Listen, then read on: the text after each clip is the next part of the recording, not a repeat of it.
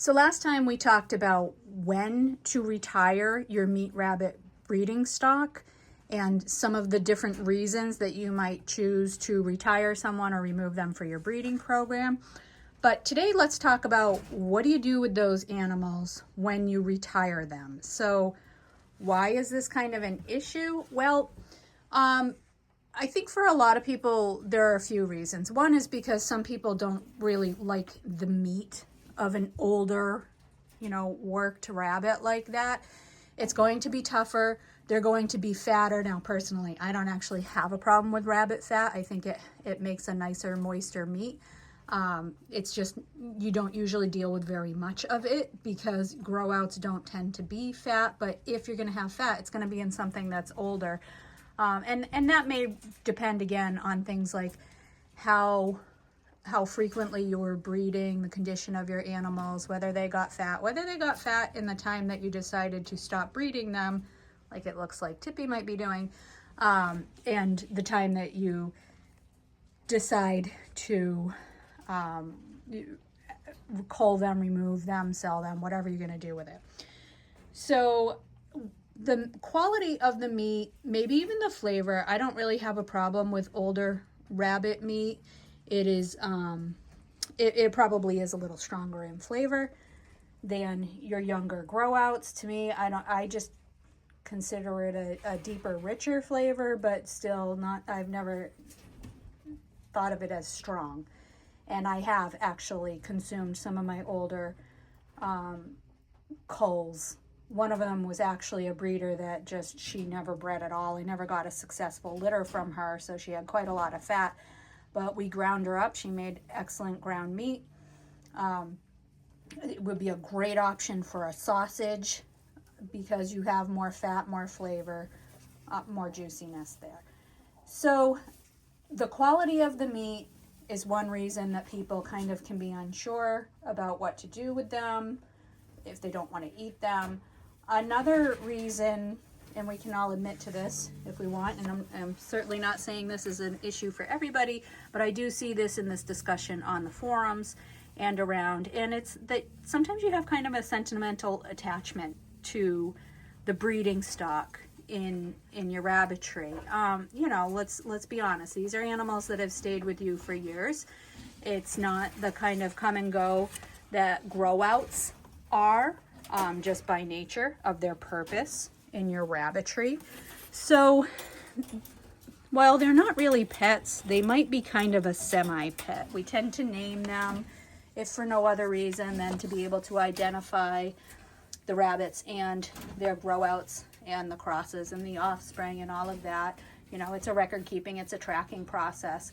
But, things with names tend to be more pet-like, even if they're not your pets. So for some people, it can be hard to decide what to do with those retirees because they are a little more attached to them. So let's look at some of the options and some things that you might be able to do with rabbits when you retire them.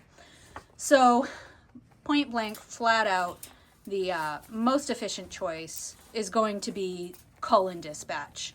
And by this, I mean, harvest, death. Now, whether you choose to use that meat or not, that is going to be the most efficient way to deal with retirees and to stop putting inputs into an animal that you are no longer getting an output from. That's the way to keep your rabbitry efficient. But culling also doesn't always have to mean that you are ending the life. There are other alternative placements and options that you can do instead. There are also other alternative uses for the meat if you do decide to cull, but you want a use for the meat, and we can talk about some of those too. So I'm going to run down a list of some of the different options. One would be to send them to an auction. So you're culling them from your program and you're sending them to an auction. And, it's pretty well understood that animals at auction have more unknown and more questionable history, and that they very well may be there because they've been culled for a good reason from a program. Another one would to be placed as pets, and I've seen a lot of people say they have some misgivings about this, and I understand why they have misgivings. And one is because, you know, the attitudes around rabbits as meat animals and not as pets is difficult, is already a challenge for us. Another is that, and I think this is really valid and probably the most valid, is that rabbits as pets frequently, the novelty wears off and they get forgotten. And that is not a fate that a lot of breeders who have put so many years, time, and effort into their animals want to see for their animals. You know, I've seen people say that they've had animals come back to them. People get tired of them. The kids are bored with them, and they expect them to take them back. And some take them back and say, yes, I'll take them back for free, but I'm not certainly paying for something. And others will say, no, they're not coming back at all. And I probably would be inclined to lead towards, no, they're not coming back at all, because you have to consider that this animal maybe didn't get the care that you would give it. And, you know, was it being fed? Was it being well cared for? Is it going to bring parasites or illness back into your rabbitry? To me, just not worth it to me. So I kind of tend to stand a little bit with those people. I guess it would also depend on how well you know the person that you'd be placing them with as a pet, what the expectations are, and what their knowledge are. If you are going to place as pets, I would make sure that they know that, you know, this rabbit its productive and breeding life is nearing an end or over, and your intention is that they only be a pet. Another option is to potentially offer them to other breeders as kind of short-term breeders for their program. But I think you need to be really open and honest with what you're doing, why you're offering them. I personally would probably offer them at a discounted rate, but that also would depend on why I'm offering them for sale, why I'm culling them. So in other words, if I'm just culling them because my numbers are too high, well, then, you know, if it's a nice young animal between 1 and 2 years old, nice proven breeder, then I would have no problem charging a full price for that animal, perhaps even higher, because you've got a lot of inputs into that animal. But if you're culling it like, you know, Winston, he's going to be retired, and that's because I see his productive numbers going down. I think, you know, his body's showing his age, but he might be worth it to someone at either a low price or free. If I said, you know, this is the deal with this animal, if you want to take him because you want to mix up some genetics or something in your herd, then, you know, do that, but don't expect the top production. The benefit for that person would be that even if they only get a few, like, I know his reproductive history, and I know that even if his litter sizes are small, it's because of his age. It's not because his genetics are bad. So they, you know, the intention there would be to allow them to build up their herd affordably by just getting a litter or two and holding back the best of the grow outs for their breeding stock from there, growing a program. He wouldn't be intended to be there long term as their herd buck.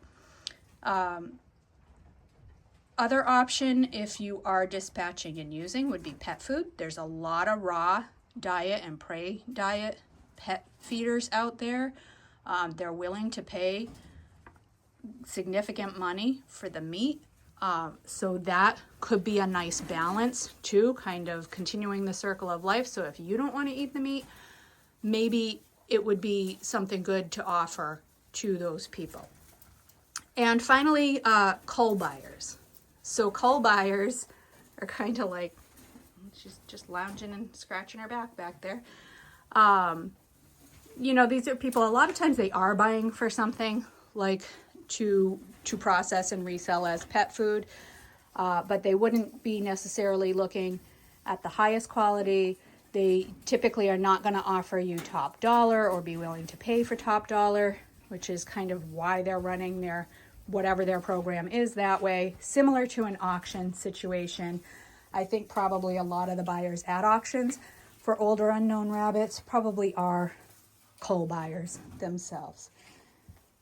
And then finally, last but not least, your option could be just to let them live out their lives with you. However, sometimes rabbits can fool you. I bought replacement stock for Holly here 2 years ago because I was looking at her age saying, okay, you know, she's going to drop off. She's going to stop producing pretty soon here. And, you know, that it was okay because it grew my rabbitry numbers and I was in a growth phase. But the point being that, and I have been breeding her over those 2 years. It's not as if I've gotten nothing out of her. But now that I've made the decision to retire her, you know, even though her reproductive numbers are low, she seems to still be doing fine. So, you know, I may have to think about this because potentially I could be feeding her for another year or two.